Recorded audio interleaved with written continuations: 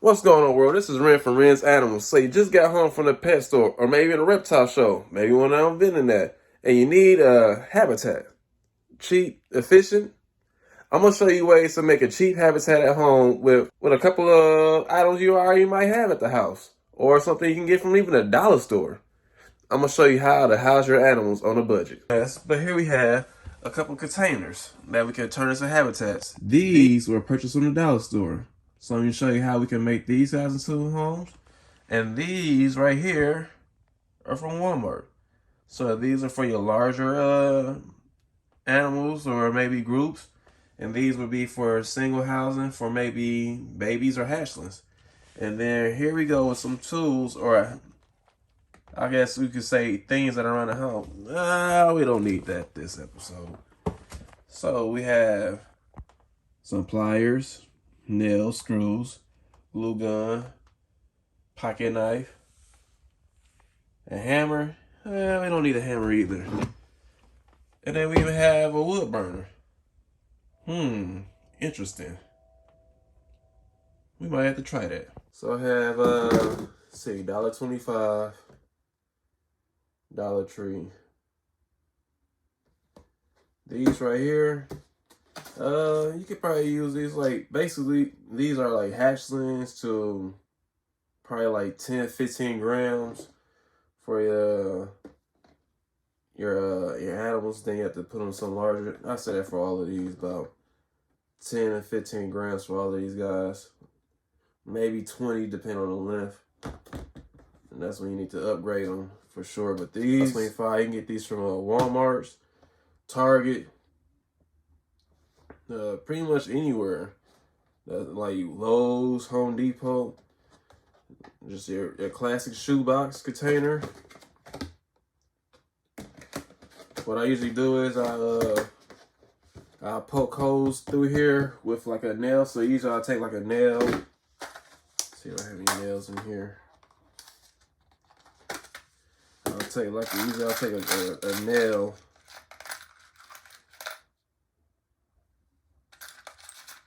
Try this one. Take a nail and just I'll just poke holes in there. And that's what I had these pliers for. So, cause it's kind of tough trying to put holes in these container lids. So it's just putting the hole in there. So I usually do about 4 to 5 rows of just holes all the way down, and that helps. It helps with humidity.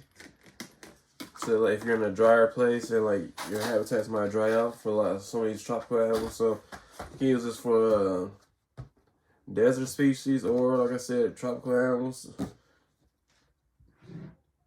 They're usually excuse me. Usually people with racks that have just like you can slide in these containers. These containers are usually 5 quarts or 5.2 quarts. That's kids. Get an adult to do this. So, or someone responsible. I'm going to see how this will work. So we're going to see together with the heat. See if I can just. Oh, it burns. So with the gas that this plastic is going to give, you should wear a mask. Just to be honest with you. I might just do the hole for the front. That should be enough with the holes in there.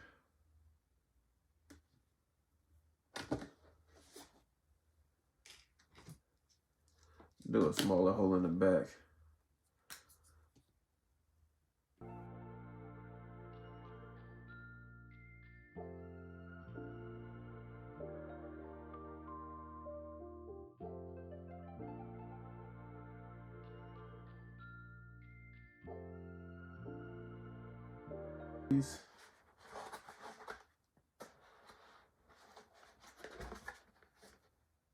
try to map out my plan here, what I want to do. Sometimes I might do like a big screen where I cut out the whole thing, or I might just cut out a section right here, depending on what I want to do. So I might just cut out this section right here and then glue all around it, or I could cut out the line to get more space on top, more air, more opening on top. So before I do all that, let me make sure I have enough screen before I start cutting. I know I have enough screen to cover.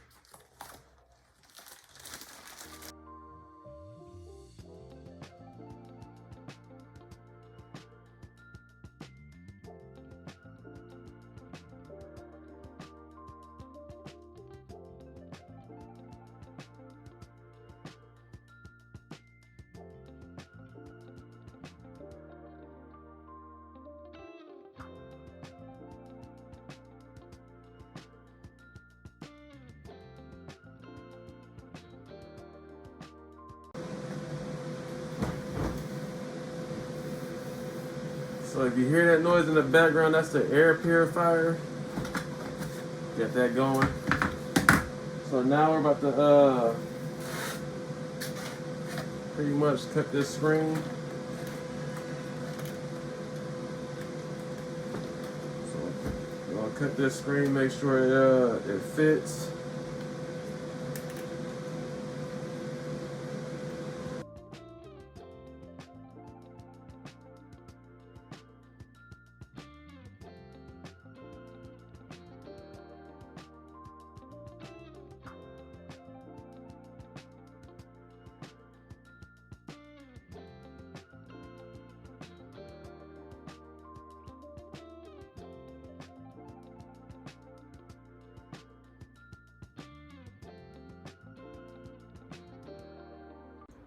So here we have them completed.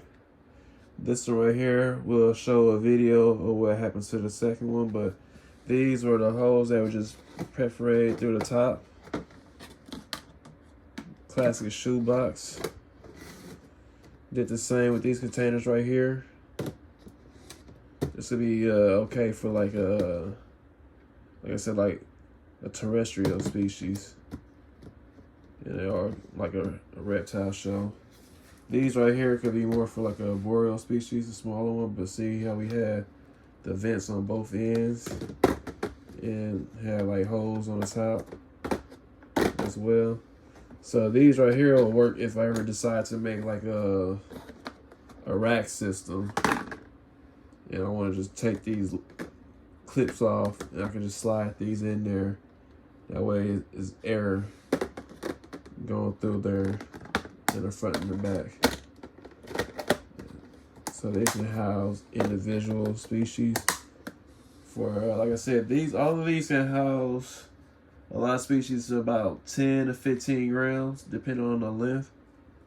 So 10 to 15 grams in weight. And then these right here would be for your larger species or for like groups or pairs.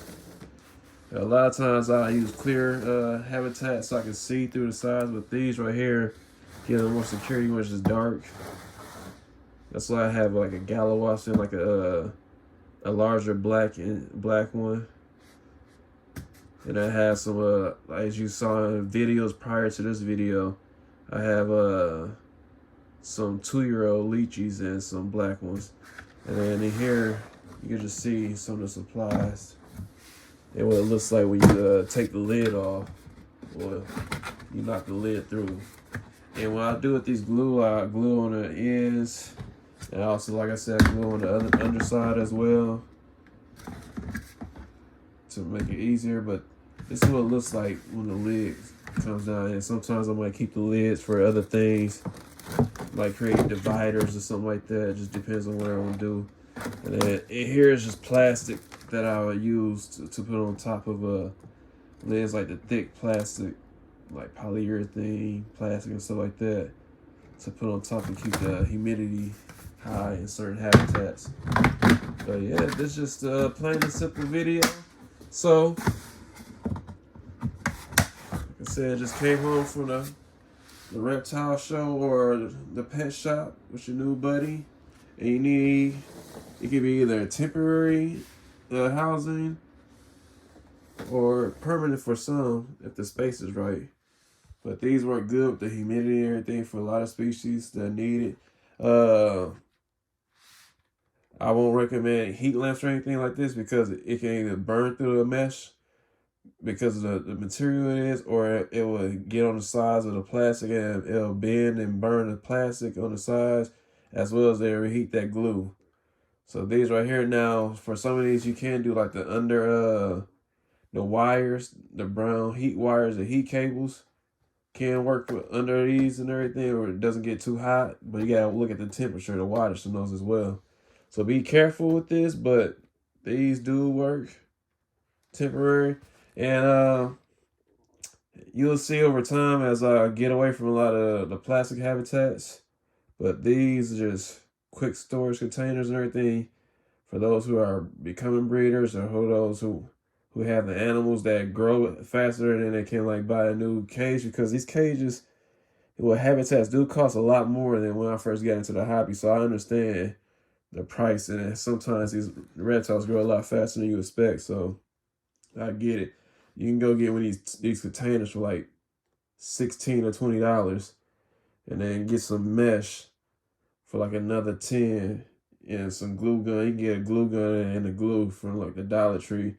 So you can spend about $30 to $40 for something like this that costs anywhere from like $150 to $200 if you get a glass terrarium.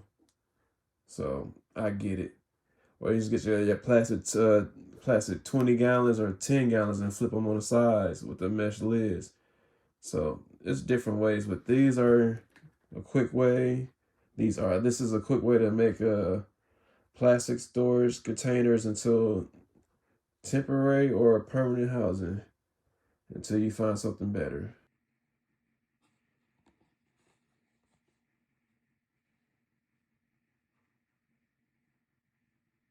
No, this isn't the Skeletor line. This is a different line.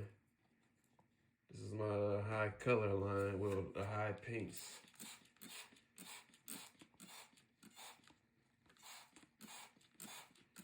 Trying to get some of the gravel off of it. Okay, now you put this little guy in his new home, or a girl, whatever it may be.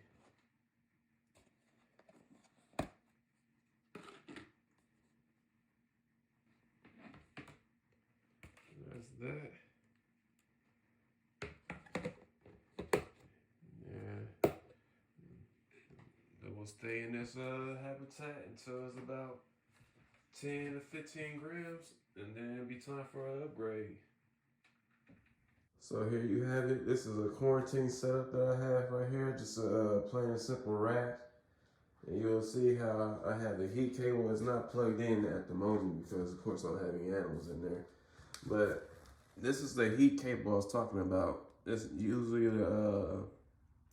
it's a throwback cable. I don't know if they really sell them anymore. I had several of these from back in the day. Zoomat used to make these. They were like cable wires for like chameleons. I believe they sold them for. So I used to wrap these cables around the branches for chameleons and everything. But this is a somewhat simple setup that I had for the quarantine. So any new animals that I receive, they quarantine period in another room away from main setup. So these guys right here, if I have things that come from private collectors or captive bred or facilities, they usually do 30 days, but they're imports or wild caught or farm animals. Well, I say farm animals, animals that like in other countries, in some areas they raise animals, they call them farms. Like basically they raise animals like captive but outside. That's a small sometimes, but they call it farming. But yeah, I do 60 to 90 days for those. But yeah, so this is a plain simple, like I said, rack system set up for quarantine. And you can see what I was talking about by putting them on the back end for cable. So I had some animals that's supposed to come in here in a few weeks once the weather clears up. So this is how they'll set up. Or if I get some animals in trays at the trays or purchase at the reptile show I'm visiting this weekend, or possibly the one that's in January. So this is a setup that I have set up for these guys. Plain and simple. So the storage plastic containers, they're perfect for quarantine animals. So temporary fix. This house the animals in individual, so I can make sure they're eating and defecating properly and everything. Make sure they're healthy before I put them together or put them in their glass habitats. And I'm looking to get some PVC habitats. So I'm just trying to find the right vendor, the right company right now that can provide what I'm looking for. But so till then, quarantine, storage containers. Until next time, holla.